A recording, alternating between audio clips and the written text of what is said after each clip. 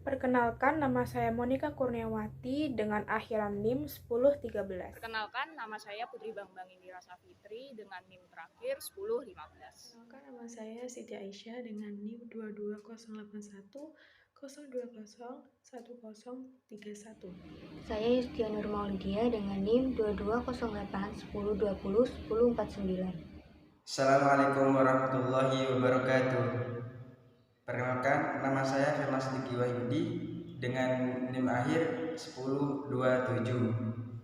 Baik, saya akan mempresentasikan tentang pengertian manajemen produk. Apa sih manajemen produk itu? Jadi, manajemen produk adalah proses pembuatan, perencanaan, pengembangan, pengujian, peluncuran, pengiriman, dan penarikan solusi untuk kebutuhan pasar dengan menciptakan produk. Produk adalah elemen kunci dalam penawaran pasar. Perencanaan, bauran, pemasaran dimulai dengan memformulasikan suatu penawaran untuk memenuhi kebutuhan atau keinginan pelanggan sasaran. Pelanggan akan menilai penawaran tersebut dari 3 elemen. Yang pertama yaitu dari kualitas produk, keistimewaan produk, dan yang ketiga yaitu kesesuaian harga dengan produk tersebut. Produk-produk yang dipasarkan atau yang ditawarkan biasanya meliputi barang berupa fisik, misalkan buku, sepeda motor, pulpen, dan lain-lain. Dengan adanya kompetisi yang amat sangat kuat dalam sebagian besar pasar, saat ini perusahaan yang gagal mengembangkan produk baru akan menghadapkan dirinya kepada risiko yang tinggi. Mengapa demikian? Karena misalkan ada sebuah perusahaan ini memasarkan produknya, namun di satu sisi konsumennya itu kurang berminat. Karena apa? Karena di satu sisi itu produknya kurang berkualitas. Jadi pendapatannya konsumennya itu sedikit, sehingga dampak kepada perusahaan tersebut, perusahaan bisa bangkrut. Namun pada perusahaan yang telah menghasilkan produk yang berhasil memerlukan banyak waktu mempelajari kebutuhan konsumen dan memperoleh reaksi-reaksinya serta saran-saran ketika produk menjalani proses pengembangan. Mereka menjadikan pelanggan sebagai bagian dari tim pengembangan.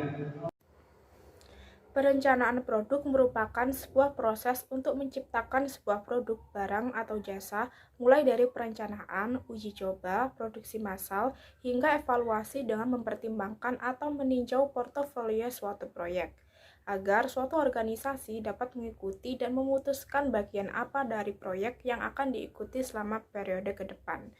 Proses perencanaan produk dilaksanakan sebelum suatu proyek pengembangan produk secara formal disetujui. Masing-masing proyek yang terpilih dilengkapi dengan tim pengembang produk. Tim ini seharusnya mengerti misi proyek sebelum dimulai pengembangan. Misi proyek seharusnya memuat 1. Segmen pasar yang dapat dipertimbangkan untuk merancang dan mengembangkan produk. 2. Teknologi yang digunakan. 3. Target proyek secara finansial. 4. Anggaran dan deadline proyek.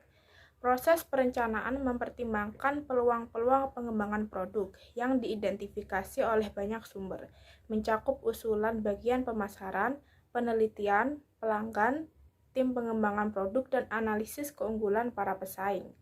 Rencana produk perlu diperbarui secara berkala agar dapat mengakomodasi perubahan dan perkembangan yang ada. Menurut Carl T. Ulrich dan Stephen D. Eppinger, untuk mengembangkan suatu rencana produk dan pernyataan misi proyek perlu 5 tahapan, yaitu 1. Mengidentifikasi peluang. Identifikasi peluang dapat dilakukan dengan cara komplain customer terhadap produk sejenis yang sudah ada dan analisis keunggulan dan kelemahan produk pesaing. Lalu yang kedua adalah mengevaluasi dan memprioritaskan proyek. Dan yang ketiga adalah pengalokasian sumber daya dan perencanaan waktu. Selanjutnya adalah penyelesaian perancangan proyek pendahuluan. Tahap ini dilakukan sebelum sumber daya penting digunakan, namun setelah proyek telah disetujui. Tim fungsional silang atau tim inti juga turut terlibat dalam kegiatan tersebut.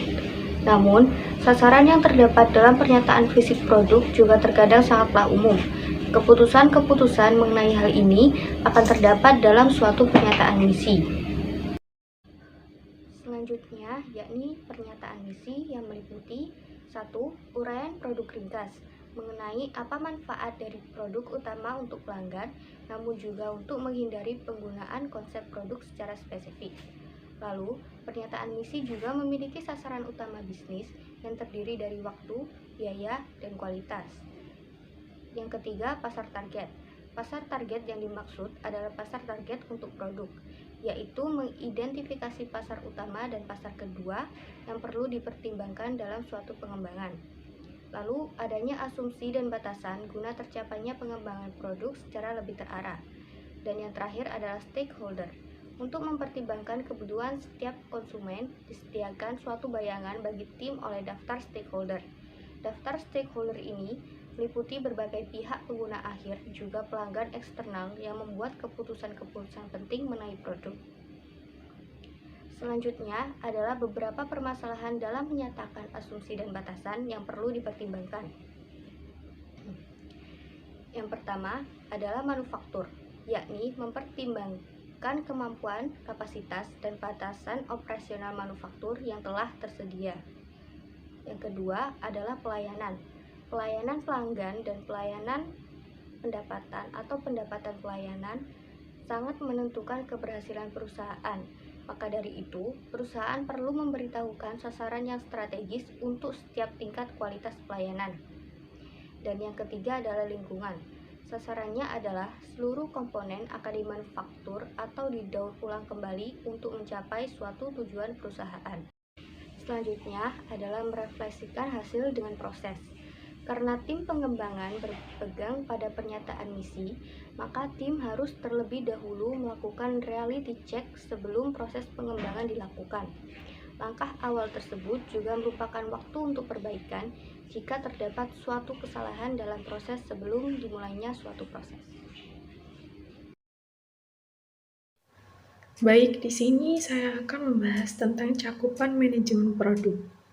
Manajemen produk umumnya dibagi menjadi 3 bagian, yaitu manajemen produk strategis, manajemen produk teknis, serta go-to-market atau pemasaran produk, yang mana diilustrasikan pada model alur kerja manajemen produk terbuka. Di dalam manajemen produk strategis meliputi semua aspek serta strategis yang mana diperlukan untuk membuat produk yang ada. Dalam hal tersebut meliputi antara lain analisis informasi, pengembangan konsep, serta langkah-langkah koordinasi dan optimasi.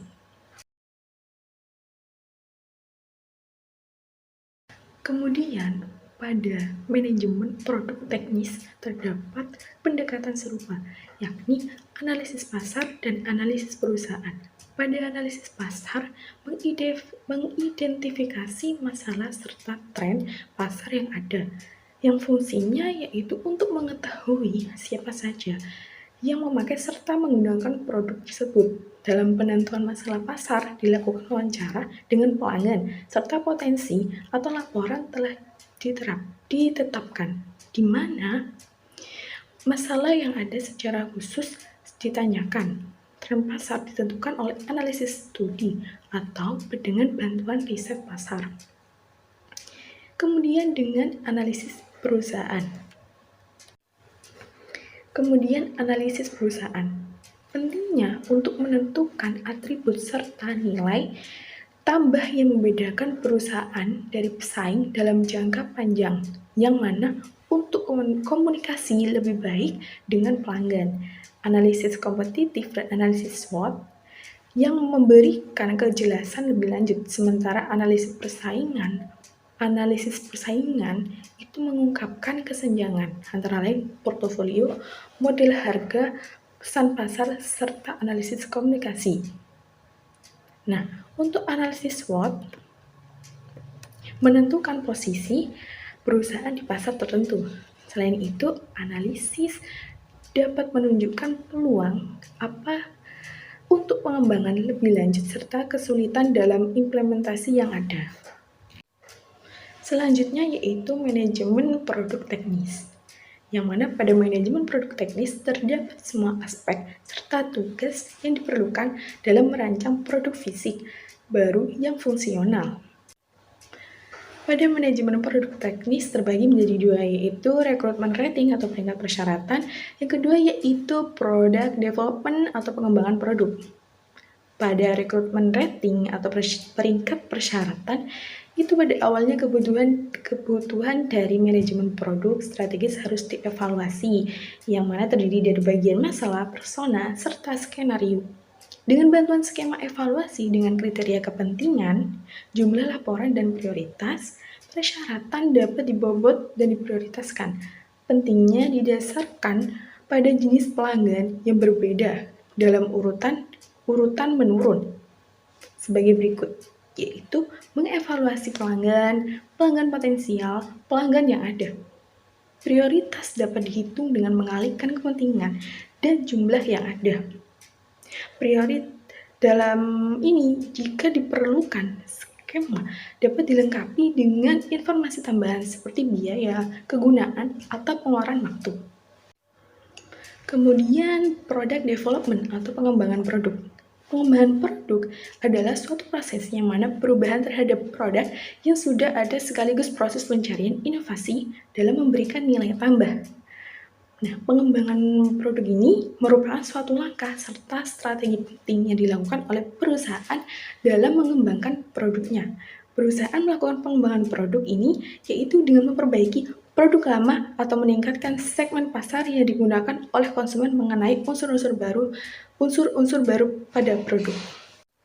Nah, untuk yang ketiga yaitu go-to-market atau pemasaran produk, yang mana pemasaran produk ini merupakan komponen manajemen produk yang berada di bawah yurisdiksi manajer produk atau manajer pemasaran untuk produk perusahaan.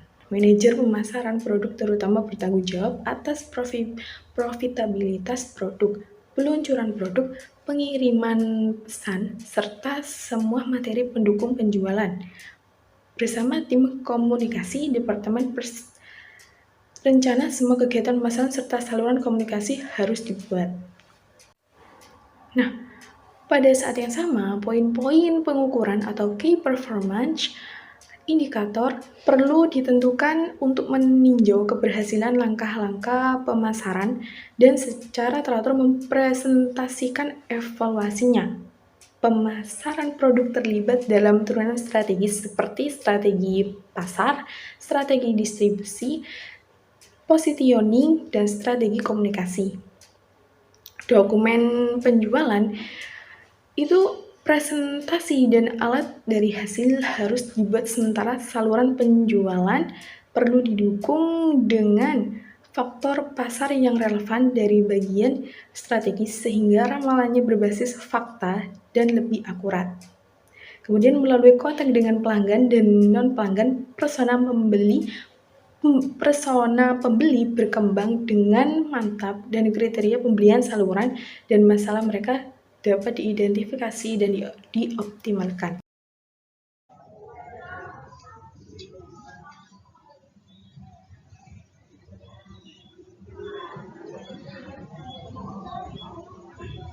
Baik, saya akan menjelaskan tentang peran manajer produk. Nah, sebelum itu, manajemen produk tentunya memiliki berbagai macam peran dan fungsi yang dapat dilihat dengan tergantung pada suatu sejarah perusahaan maupun ukuran itu sendiri.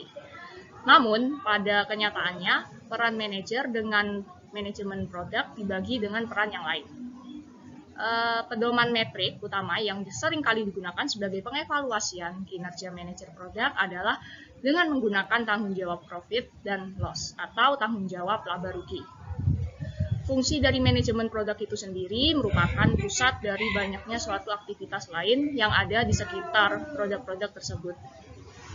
Hal ini telah diterapkan oleh beberapa perusahaan tertentu. Di samping itu, hal ini adalah salah satu dari sekian banyak hal yang terjadi dengan tujuan untuk membawa suatu produk ke pasar dengan cara aktif dapat mengelola serta memantau aktivitas yang terjadi di dalam pasar itu sendiri.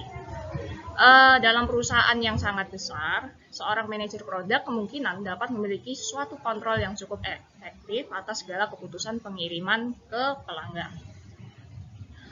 Hal ini dapat terjadi ketika suatu spesifikasi sistem tidak dapat terpenuhi dengan baik.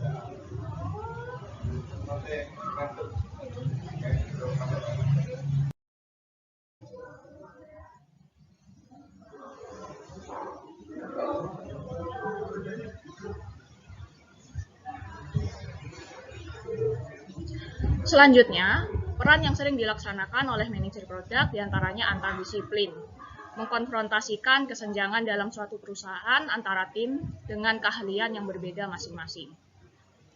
Ini terjadi terutama kepada antara para tim yang mengarah secara komersial. Contoh, manajer produk sering menginterpretasikan tujuan bisnis yang telah ditetapkan sebelumnya untuk salah satu produk oleh pemasaran ataupun segala penjualan ke dalam technical specification atau persyaratan teknis. Kemungkinan juga seorang manajer produk juga memiliki satu atau bahkan lebih bawahan yang dapat dengan langsung mengelola tugas operasional dan atau manajer perubahan dapat mengawasi prakarsa baru. Sebagian besar manajer produk di dalam perusahaan teknologi mampu memiliki beberapa pengetahuan di bidang berikut, yaitu yang pertama adalah ilmu komputer. Lalu yang kedua adalah tentang seluruh bisnis, itu pasti. Yang ketiga adalah pengalaman pengguna. Selain itu, banyak perusahaan peran diartikan sebagai manajer proyek. Nah, letak dari perbedaan antara manajer produk dengan manajer proyek ialah sesungguhnya manajer proyek berpusat untuk membangun pengendalian dan melacak pertumbuhannya. Sedangkan manajer produk berpusat kepada pengadaan visi untuk kemudian dapat memintasi masalah dari pelanggan itu sendiri. Dan ini adalah berikut contoh dari tanggung jawab seorang manajer produk, antara lain yang pertama, melakukan analisis pasar dan persaingan. Lalu yang kedua, memulai peningkatan produk dan layanan spesifik produk. Nah, yang ketiga, berpartisipasi dalam pembuatan spesifikasi. Dan yang keempat, membuat dan implementasikan konsep peluncuran pasar. Terakhir, mendukung dan melatih tenaga penjualan serta menemani karyawan layanan lapangan dalam suatu kunjungan pelanggan. Nah, seorang manajer produk itu dapat bertanggung jawab secara baik dalam perencanaan dan pengembangan suatu strategi produk. Terus koordinasi dan implementasi tindakan yang berasal dari manajer produk dan untuk peninjauan konklusif dan permanen. Selain itu, manajer produk juga bertanggung jawab untuk mengatur produk lintas departemen.